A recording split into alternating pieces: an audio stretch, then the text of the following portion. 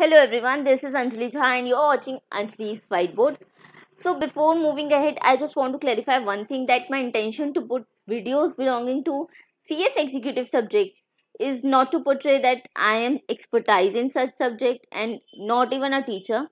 Basically, you can treat it like digital group study where we will share our knowledge and I'll be sharing my notes to you guys. I'm making such videos to help those students who are doing self study.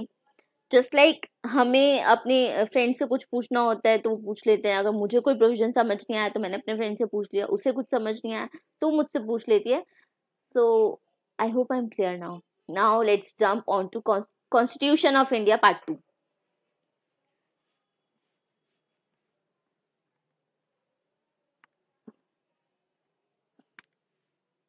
Constitution of India part 2 को देखने से पहले हमें ये देखना है कि हमने लास्ट क्लास में क्या किया था। सॉरी, लास्ट क्लास नहीं, लास्ट वीडियो में हमने क्या देखा था। तो लास्ट वीडियो में हमने ये देखा था कि यहीं पे लिखते हैं, इंट्रोडक्शन पार्ट था वो, और इंट्रो पार्ट में ये देखा था कि एनफोर्समेंट कब हुआ हमारे कॉन्स्टिट्यूशन का, ड्राफ्ट किसने किया था प्रिपेयर। उसके बाद हमने देखा था कितने आर्टिकल्स हैं, कितने शेड्यूल्स हैं, स्केड्यूल या schedule both are correct. Articles है 395, शेड्यूल्स है टोटल 12। 395 को 22 पार्ट्स में डिवाइड किया है। उसके बाद हमने देखा था कि कॉन्स्टिट्यूशन को अडॉप्ट कब किया है।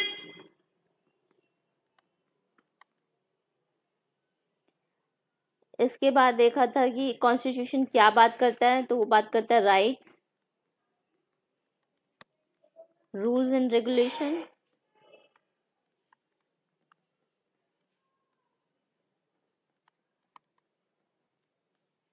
then we have studied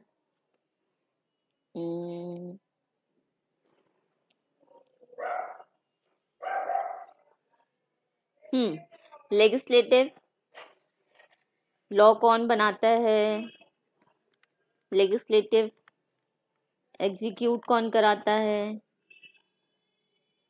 executive.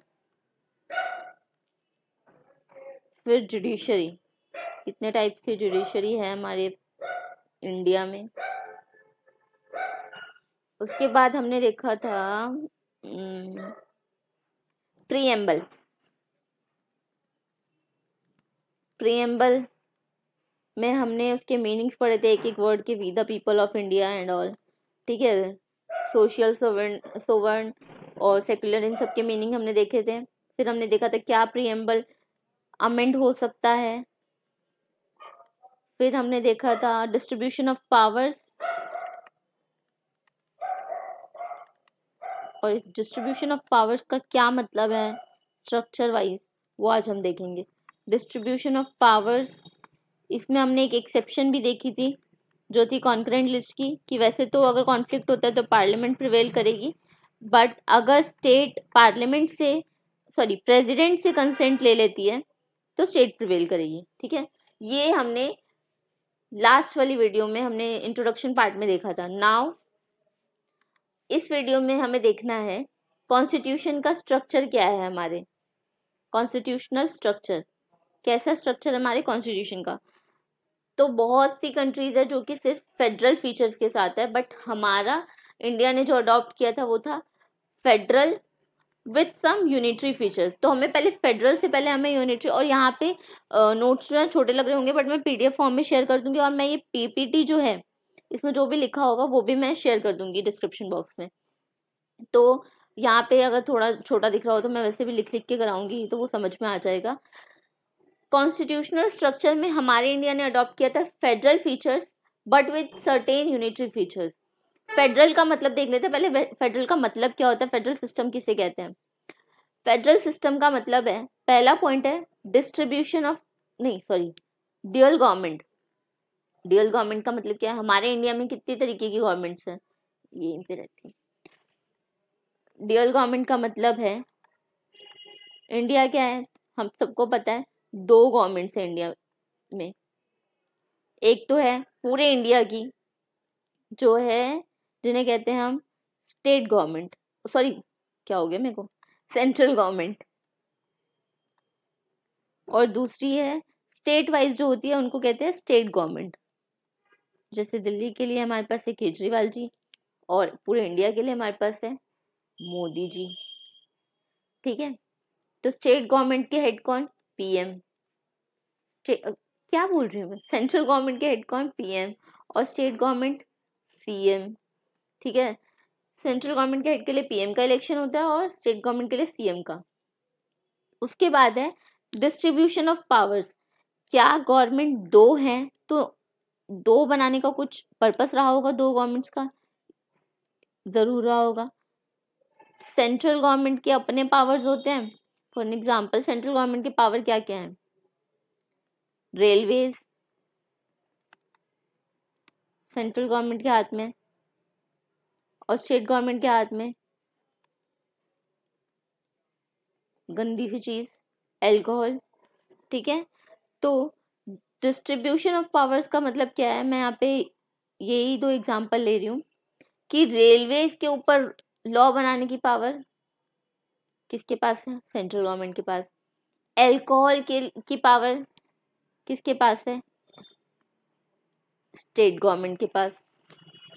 यानी डिस्ट्रीब्यूशन ऑफ पावर्स का मतलब क्या है कि सेंट्रल गवर्नमेंट के पास कुछ सर्टेन पावर्स है कुछ मैटर्स के ऊपर जो यूनियन लिस्ट में कही गई हैं, और स्टेट गवर्नमेंट के पास पावर्स हैं जो उनके स्टेट लिस्ट में कही गई हैं। ठीक है, उसके बाद हमारे पास आते हैं सुप्रीमेसी ऑफ कॉन्स्टिट्यूशन, जो बहुत ही सबको समझ में आ ही जाएगा। सुप्रीमेसी ऑफ कॉन्स्टिट्यूशन का मतलब क्या है? बहुत तरीके के लॉज हैं। कॉन्स्टिट्यूशन के सबसे ऊपर है एक individual, government, judiciary, local authority, या कोई भी कॉरपोरेट सेक्टर में। सबसे ऊपर कौन है? सबका देवता कौन है? कॉन्स्टिट्यूशन। जितने तरीके के लॉज हैं उनकी वैसे भी माँ कौन है? लॉज की तो माँ है ही कॉन्स्टिट्यूशन। इन सब की भी माता और पिता कॉन्स्टिट्यूशन ही है। मतलब अगर आप कॉन्स्टिट्यूशन के अगेंस्ट कुछ करते हो तो फंस सकते हो। ठीक है, उसके बाद हमारे पास आता है हमारा सुप्रीमेसी ऑफ कॉन्स्टिट्यूशन हो गया। Both union and state have to follow this. सबको फॉलो, यूनियन गवर्नमेंट और स्टेट गवर्नमेंट सबको ही फॉलो करना होगा, दोनों को। उसके बाद हमारे पास आता है इंडिपेंडेंस ऑफ जुडिशरी, जिसका मतलब है कि जुडिशरी इंडिपेंडेंट है। अरे, जुडिशरी क्या है? इंडिपेंडेंट है। दैट मीन्स जुडिशरी के पास क्या पावर है? कॉन्स्टिट्यूशन के लॉज को इंटरप्रिटेट कर सकती है।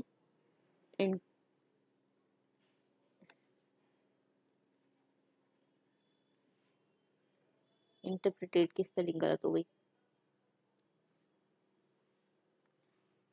IN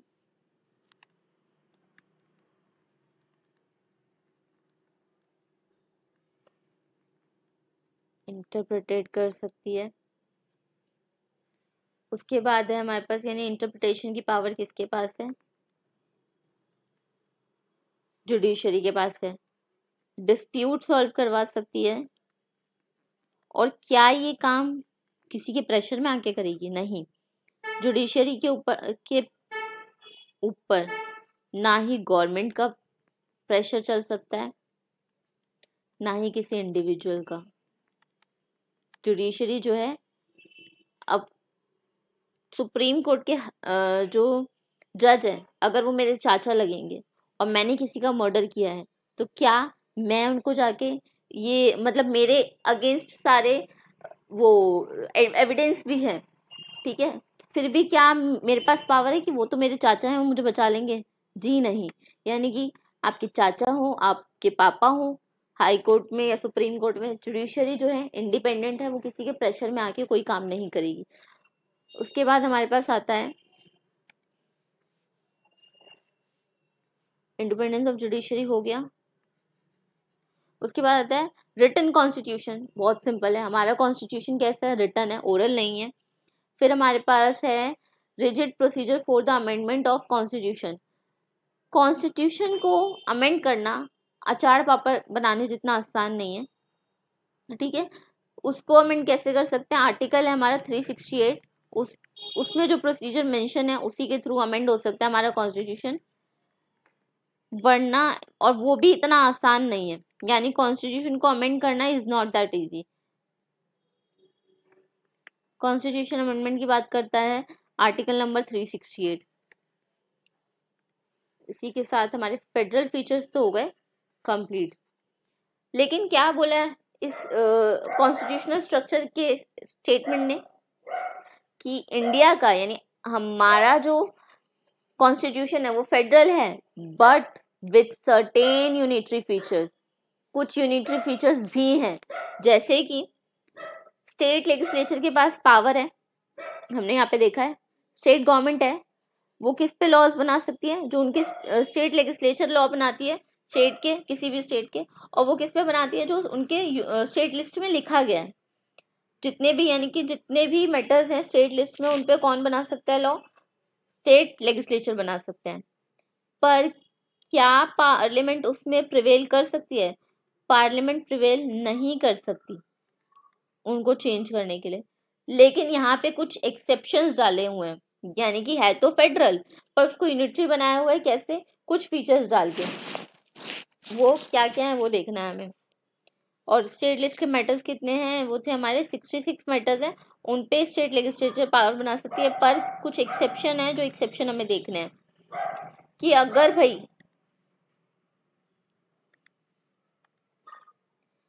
नेशनल इंटरेस्ट की बात होगी तो पार्लियामेंट प्रिवेल कर सकती है, और फिर पार्लियामेंट लॉ भी बना सकती है। पार्लियामेंट प्रिवेल यानी पार्लियामेंट लॉ बना सकती है। यानी कि बात अगर राष्ट्रहित की है, नेशनल इंटरेस्ट की बात है, तो पार्लियामेंट वहां पे प्रिवेल कर सकती है। पार्लियामेंट के पास पावर है फिर वहां पे लॉ बनाने की। इमरजेंसी लगाना हो, इमरजेंसी तो इंदिरा गांधी जी के नाम से फेमस ही है। इमरजेंसी किसने लगाई थी, इंदिरा गांधी जी ने लगाई थी, और वो उस टाइम पे पीएम थी। तो इमरजेंसी के टाइम पे इमरजेंसी की पावर किसके हाथ में है, इमरजेंसी की पावर है पार्लियामेंट के हाथ में। उसके बाद आता है breakdown of constitutional machinery in any state. किसी भी स्टेट में कॉन्स्टिट्यूशन को वायलेट किया जाए, वहां पे कौन पार्लियामेंट प्रिवेल कर सकती है। इसको लिख के देती हूँ। कॉन्स्टिट्यूशन मशीनरी, वहां पे भी पार्लियामेंट घुस के लॉ बना सकती है, और या फिर उनके लॉज को बदल सकती है स्टेट के। फिर आता है अगर दो या दो से ज्यादा स्टेट रिक्वेस्ट करती है पार्लियामेंट को कि प्लीज पार्लियामेंट हमारे लिए लॉ बना दो, तो वहां पे भी पार्लियामेंट प्रिवेल कर जाएगी। दो या दो से ज्यादा, टू और मोर देन टू स्टेट अगर रिक्वेस्ट करें, स्टेट्स अगर मिलकर रिक्वेस्ट करे, तो वहां पे भी पार्लियामेंट घुस के लॉ बना सकती है, क्योंकि भाई रिक्वेस्ट किया, रिक्वेस्ट तो माननी पड़ेगी ना जिगरी यारों की। फिर आता है legislation for enforcing international agreements. अगर किसी भी तरीके के इंटरनेशनल एग्रीमेंट्स होते हैं उनको एनफोर्स करना है, तो वहां पे भी पार्लियामेंट ही प्रिवेल करेगी। फिर आता है, ये हमने वैसे ही पढ़ा हुआ है, जब लॉ पास हुए यूनियन और स्टेट और वहां पे कोई कॉन्फ्लिक्ट हो जाए कॉन्करेंट लिस्ट में, तो वहां पे क्या है, पार्लियामेंट यानी यूनियन प्रिवेल करेगी, ठीक है, ओवर स्टेट लॉ, यानी यूनियन का लॉ प्रिवेल करेगा ओवर स्टेट लॉ। फिर अगर हाँ, फिर आता है हमारा सिटीजनशिप। अब मान लो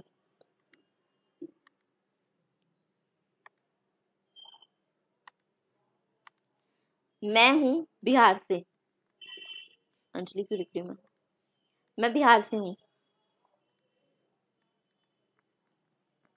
बिहार भी इंडिया में, तो क्या मैं ये कह सकती हूँ कि मेरी जो सिटीजनशिप है वो बिहार की होनी चाहिए, नहीं।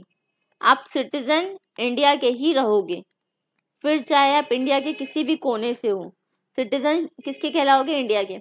यानी आपके पास दो सिटीजनशिप नहीं हो सकती है कि एक स्टेट की, कि मैं ये बोलूँ भाई मैं इंडिया की सिटीजन तो हूँ पर मुझे बिहार की भी सिटीजनशिप, मतलब मैं बिहार की भी सिटीजन हूँ, ऐसा नहीं पॉसिबल है। आप पंजाब के हो, आप दिल्ली के हो, दिल्ली में तो वैसे भी सारे मिक्स ही रहते हैं, दिल्ली का कौन समझ नहीं आया मुझे। आप मान लो हरियाणा के हो, आप JNK के हो, आप असम के हो,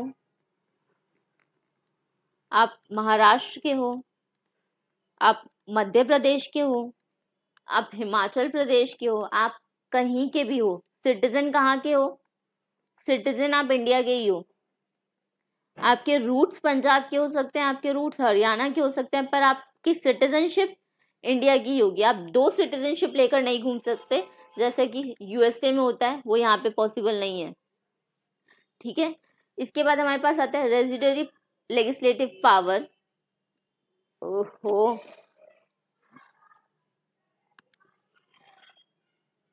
यहाँ ये पावर किसके पास है?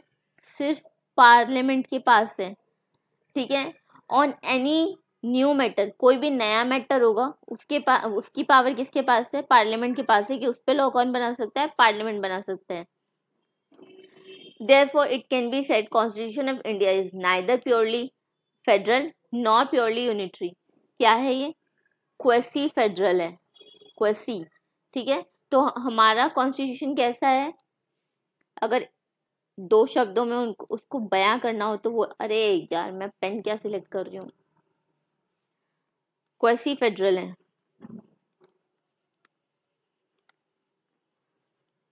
अच्छा, डू यू वांट नो कि यूनिटरी फीचर्स वाले एग्जिस्ट करते हैं कि नहीं? क्या ऐसा कोई कंट्री है जहाँ पे सिर्फ एक ही गवर्नमेंट हो और वो पूरे कंट्री पे प्रिवेल कर रही हो, पूरे कंट्री पे रूल कर रही हो? तो ऐसी कुछ कंट्रीज ऐसे मुझे थोड़ी बहुत याद है। पहली है यूनिटरी फीचर्स वाली,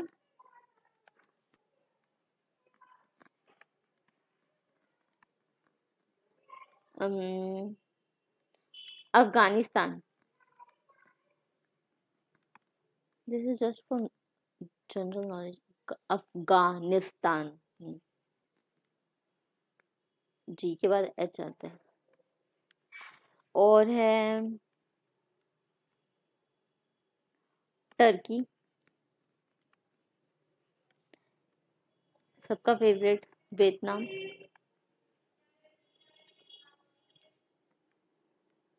और साउथ कोरिया, मोस्ट फेमस।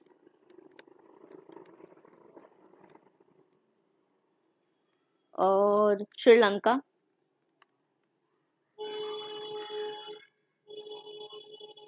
और सीरिया, साउथ कोरिया और नॉर्थ कोरिया भी।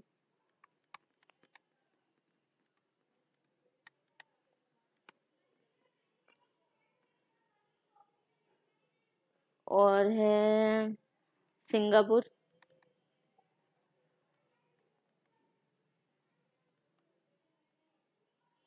ये तो एशियन हो गई। यूरोप की कौन कौन सी थी?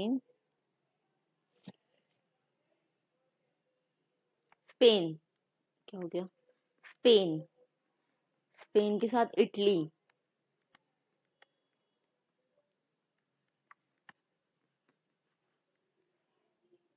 South Africa, African country, south Africa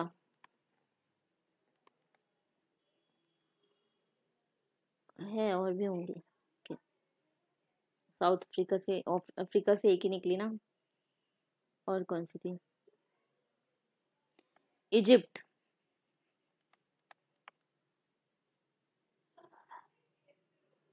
और कन्या, नहीं, केन्या।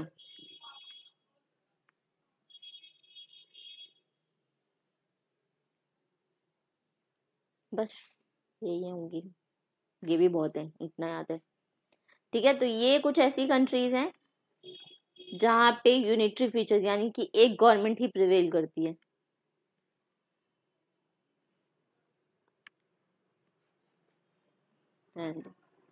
ठीक है, तो ये हो गए हमारे यूनिटरी फीचर्स वाली कंट्री, और इसी के साथ हमारा स्ट्रक्चर वाला पॉइंट तो खत्म। इसके बाद हमारा आता है फंडामेंटल राइट्स, सबका फेवरेट होना चाहिए, हमें हमारे राइट्स पता होने चाहिए। फंडामेंटल राइट्स,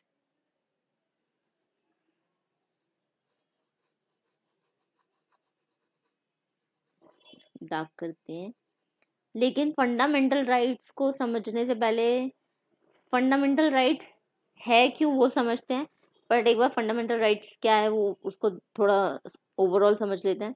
क्या है? Man by birth had certain rights which are universal and inalienable and he could not be deprived of them। यानी कि मेरा अगर जन्म होगा तो मेरे पास कुछ राइट्स हैं जिनको कोई भी डिप्राइव, कोई भी मुझसे वो राइट्स नहीं छीन सकता। ठीक है, इसके बाद आता है कि ये राइट्स की जरूरत ही क्या है। अगर कोई इंडिविजुअल मेरा आके मान लो मेरा गला काट के चला जाए, तो मेरी फैमिली के पास तो राइट है ना कि वो जाके इंडियन आईपीसी जो हमारा है, इंडियन पिनल कोड, तो वहां पे तो बताया है कि अगर आपके साथ क्या कुछ गलत होता है तो फिर आप उसके अगेंस्ट केस लड़ सकते हो, उसको पनिशमेंट मिल सकती है। तो फिर ये फंडामेंटल राइट्स की जरूरत क्यों है जब आईपीसी में सब कुछ मेंशन है ही? क्या कोई इंडिविजुअल के अलावा कोई हमारे साथ कुछ गलत कर सकता है? तो ये जो राइट्स हमें दिए गए हैं वो स्टेट के अगेंस्ट दिए हैं, कुछ एक्सेप्शंस को छोड़ के स्टेट के अगेंस्ट हमें ये राइट्स दिए हैं। अब ये स्टेट क्या है? अच्छा, मुझे जब तक ये स्टेट नहीं पता था ना, तो मुझे पता क्या लगता था कि स्टेट का मतलब होगा, जब मैं सिर्फ ऐसी रीडिंग करती थी तो मुझे लगता था स्टेट का मतलब होगा आइदर स्टेट गवर्नमेंट, और होता है ना स्टेटेड, यानी कि कहा गया है। मुझे मुझे समझ नहीं आता था कि स्टेट को समझना इतना इम्पोर्टेंट क्यों है। आप गूगल पे सर्च कर लो स्टेट का मतलब क्या है, या फिर अगर कॉमन सेंस लगा लो, शायद हम कॉन्स्टिट्यूशन पढ़ रहे हैं तो स्टेट गवर्नमेंट होगा, पहले मुझे ऐसा लगता था। लेकिन ये स्टेट क्या है? फंडामेंटल राइट्स को समझने से पहले ये स्टेट समझना जरूरी है। ये स्टेट है आर्टिकल 12 में बताया गया, नोट्स बने हैं इसके यहाँ पे। स्टेट का मतलब है, तो हमारे पास स्टेट में क्या क्या है? Government of India, parliament of India, government and the state legislature, यानी कि हर स्टेट की गवर्नमेंट या फिर उनके स्टेट लेजिस्लेचर। फिर लोकल अथॉरिटीज और अदर अथॉरिटीज आते हैं, उसमें हमारे पास है म्यूनिसिपल वाले, अरे कहाँ गया पेन, म्यूनिसिपल। फिर है डिस्ट्रिक्ट बोर्ड्स, पंचायत, इन ये आते हैं हमारे लोकल अथॉरिटीज में, यानी कि ये भी स्टेट में इंक्लूड होता है। फिर हमारे पास है अदर अथॉरिटीज। अदर अथॉरिटीज में क्या है? ऐसी कोई सी भी अथॉरिटी जिसे कॉन्स्टिट्यूशन ने क्रिएट किया है, या फिर इलेक्ट्रिसिटी बोर्ड, या फिर यहाँ पे दिखेगा नहीं ऐसे यूनिवर्सिटी लिखा है वो। ठीक है, तो हमें क्या समझ में आया? आर्टिकल 12 किसकी बात करता है? स्टेट की। और स्टेट क्यों है? आपके फंडामेंटल राइट्स के अगेंस्ट कौन जाएगा अगर ये स्टेट, और स्टेट में क्या क्या है, किसके अगेंस्ट हमें फंडामेंटल राइट है? स्टेट के अगेंस्ट। स्टेट में हमारे पास क्या है? गवर्नमेंट ऑफ इंडिया और you can say parliament of India, both are same. फिर है हमारे पास गवर्नमेंट ऑफ स्टेट्स और हमारे पास स्टेट लेजिस्लेचर। फिर आता है हमारे पास लोकल अथॉरिटीज या अदर, लोकल अथॉरिटीज या अदर अथॉरिटीज। और अदर अथॉरिटीज में कौन कौन है? कॉन्स्टिट्यूशन ने जिसे क्रिएट किया है, इलेक्ट्रिसिटी बोर्ड, या फिर यूनिवर्सिटी। और इसके हमें बस लास्ट में केस लॉज पढ़ने हैं। ठीक है, तो अदर अथॉरिटीज में ये आते हैं। और ये अदर अथॉरिटीज और लोकल अथॉरिटीज जो है वो है with in the territory of India, India की टेरिटरी के अंदर, या फिर under the control of India. यानी ये लोकल अथॉरिटीज की बात क्या है? इंडिया की टेरिटरी के अंदर या फिर गवर्नमेंट ऑफ इंडिया कंट्रोल कर रही हो इन्हें। ठीक है, इसके बाद हमारे पास है, ये कंप्लीट हो गया, अगला पेज है हमारे पास ये रहा।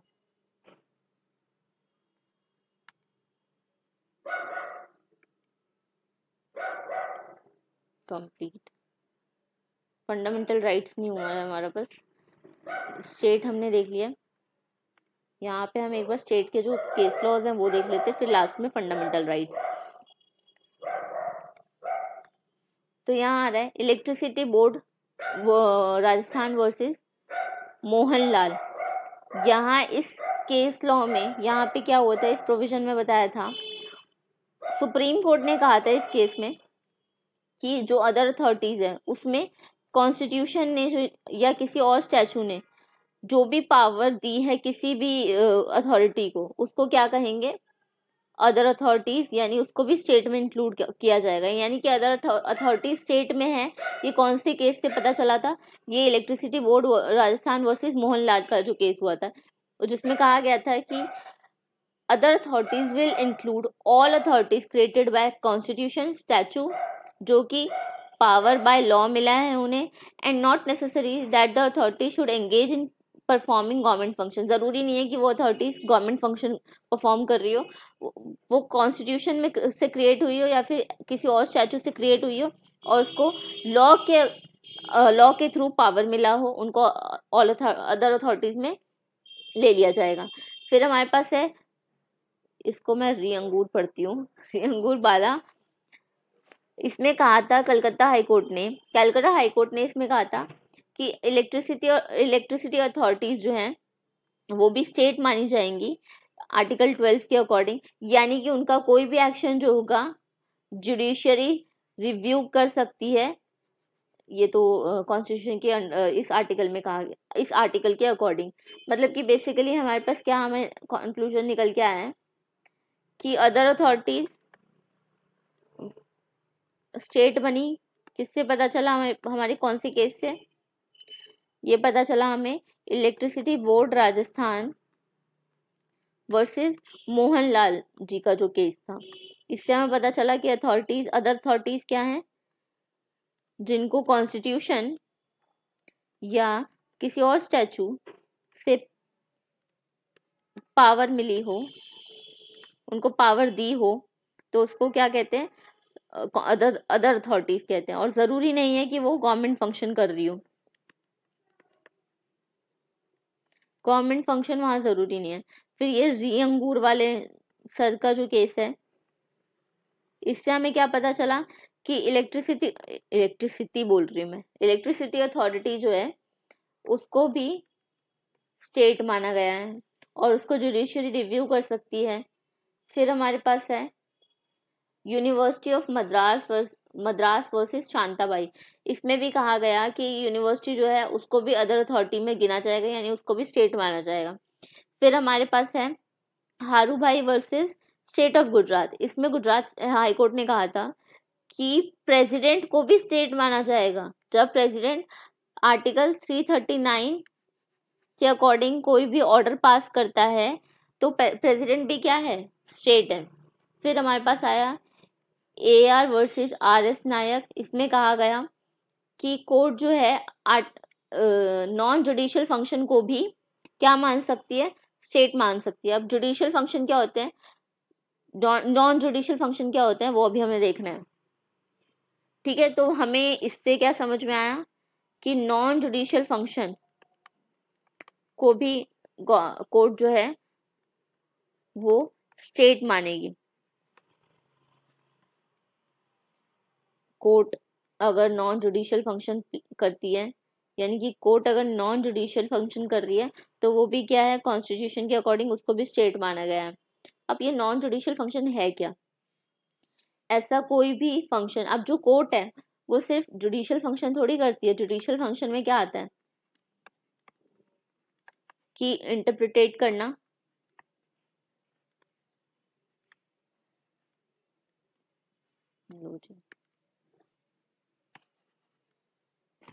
इंटर में आई गायब है।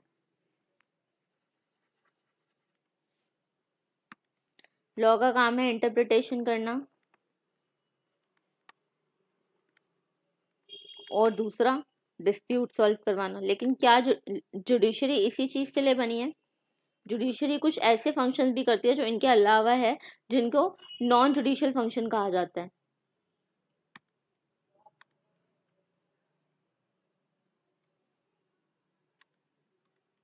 और वो क्या है? वो है ऐसे मिसलेनियस फंक्शन जिसमें कि क्या लाइसेंस दे सकती है आपको कोर्ट, या फिर किसी डिजीज पर्सन को एडमिनिस्टर करने का आपको वो दे सकती है रिस्पॉन्सिबिलिटी, या फिर इसके बाद है रजिस्टर कर सकती है मैरिज। मतलब कि इस काम के अलावा जिस भी तरीके के काम एक्सरसाइज कर रही है जुडिशरी, उसको क्या कहेंगे? उसको कहेंगे हम नॉन जुडिशियल फंक्शन। यानी कि ये भी क्या है, इसको भी स्टेट में ही इंक्लूड किया जाएगा। फिर हमारे पास आता है लास्ट जो था R D Shetty versus international airport authority and in Ajay Hasia versus Khalid Mujib, जिसमें सुप्रीम कोर्ट ने कहा कि कोई भी कॉरपोरेशन जो कि गवर्नमेंट की एजेंसी की तरह काम कर रही है, उसको हम स्टेट मान लेंगे अगर क्या है, उस कंपनी का एंटायर शेयर कैपिटल गवर्नमेंट, यानी कि गवर्नमेंट क्या है, फाइनेंशियल असिस्टेंस दे रही है, फाइनेंशियल असिस्टेंस दे रही है उस कंपनी को, जिसकी वजह से उनका जितना भी, ये तो फाइनेंशियल असिस्टेंट वाला पॉइंट मैंने दूसरा ही समझा दिया, दोनों में मिक्स हो गया, सॉरी। जहां पे गवर्नमेंट ने क्या किया हुआ है, इस कंपनी का पूरा शेयर कैपिटल होल्ड किया हुआ है। दूसरा हमारा ये फाइनेंशियल असिस्टेंस वाला, जहां पे इतना फाइनेंशियल हेल्प मिल रहा है गवर्नमेंट की तरफ से कि जितना भी एक्सपेंडिचर है वो एक्सपेंडिचर पूरी तरीके से उठा पा रहे हैं। फाइनेंशियल असिस्टेंस जो गवर्नमेंट की तरफ से हेल्प मिली है, उसकी वजह से उनके एक्सपेंडिचर्स पूरे हो पा रहे हैं। इसके बाद है हमारे पास मोनोपोली स्टेटस, यानी कि ऐसी कॉरपोरेशन जो कि मोनोपोली स्टेटस एंजॉय कर रही है।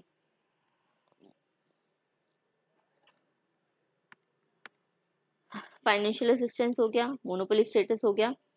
फिर है हमारे पास डीप एंड परवेसिव कंट्रोल, जहाँ पे पूरा यही, एक तो हो गया हमारे पास मोनोपोली स्टेटस एंजॉय कर रही है कोई भी कॉरपोरेट, उसको भी बोलेंगे, और डीप एंड परवेसिव, जहाँ पे कि स्टेट जो है, स्टेट गवर्नमेंट का कंट्रोल है अच्छा खासा। उसके बाद आ गया पब्लिक इम्पोर्टेंस, जहाँ गवर्नमेंट कोई सहयोग नहीं कर रही, पर फिर भी कंपनी क्या है, पब्लिक इम्पोर्टेंस के लिए कोई ऐसा काम कर रही है जो कि गवर्नमेंट के फंक्शन से बहुत ज्यादा क्लोजली रिलेटेड हो, तो उसको भी क्या कहेंगे, क्लोजली रिलेटेड हो टू गवर्नमेंट फंक्शन, तो उसको क्या कहेंगे, उसको भी स्टेट में इंक्लूड करेंगे, ऐसी कॉरपोरेशन को भी। और लास्ट हमारा है if department of government is transfer to corporation, अगर कोई भी गवर्नमेंट का डिपार्टमेंट ही उठा के कॉरपोरेशन किसी कंपनी में ट्रांसफर कर दिया, तो वो तो फिर कहलाएगा ही स्टेट। तो हमारे पास स्टेट की डेफिनेशन हुई पूरी। अब हमारे पास आता है ये स्टेट बनाया ही क्यों, ये स्टेट की जरूरत ही क्यों थी, स्टेट कह रही हूँ, गॉड क्या हो गया, ये फंडामेंटल राइट्स की जरूरत ही क्यों थी हमें, ये हमें पता चल गया फंडामेंटल राइट्स चाहिए थे हमें स्टेट के अगेंस्ट। और स्टेट क्या है, स्टेट का मतलब भी, स्टेट में क्या क्या आता है वो भी हमें पता चल गया। मेरा फंडामेंटल राइट वाला पेज कहाँ गया, देयर इट इज। अब फंडामेंटल राइट क्या है ये हमने समझ लिया, इंसान को बाय बर्थ ही कुछ राइट्स मिल जाते हैं, उसके बाद है जो कोई डिप्राइव नहीं कर सकता, कोई इसे छीन नहीं सकता, कोई उसके साथ गलत नहीं कर सकता, इसलिए उसको वो राइट्स मिलते हैं। लेकिन क्या वो इंडिविजुअल के अगेंस्ट है ये फंडामेंटल राइट्स, ये स्टेट के अगेंस्ट है।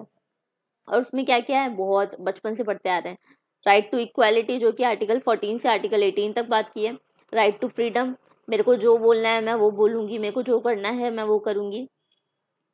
उसके बाद है राइट अगेंस्ट एक्सप्लॉयटेशन, अगर किसी के साथ कुछ गलत होता है तो उसके अगेंस्ट उसके पास राइट है। Right to freedom of religion, जिसका जो जिसको नास्तिक रहना है वो नास्तिक रह सकता है, जिसको आस्तिक होके जो भी रिलीजन फॉलो करना है वो फॉलो कर सकता है। उस पर कोई ऐसा नहीं है कि मतलब समझ गए ना, उस पर कोई दबाव नहीं है कि तुम्हें ये रिलीजन फॉलो करना है या फिर तुम इस रिलीजन से क्यों हो, इसका उसके ऊपर कोई प्रेशर नहीं है। फिर कल्चरल एंड एजुकेशनल राइट्स, ये आर्टिकल है 29 से लेकर 30 तक। फिर हमारे पास आता है constitutional right to constitutional remedies, ठीक है। तो ये सारे आर्टिकल्स हैं जिनमें हमारे राइट्स की बात की है, वो हम नेक्स्ट वीडियो में देखेंगे जब मेरे ये पूरे नोट्स प्रिपेयर हो जाएंगे अच्छे से।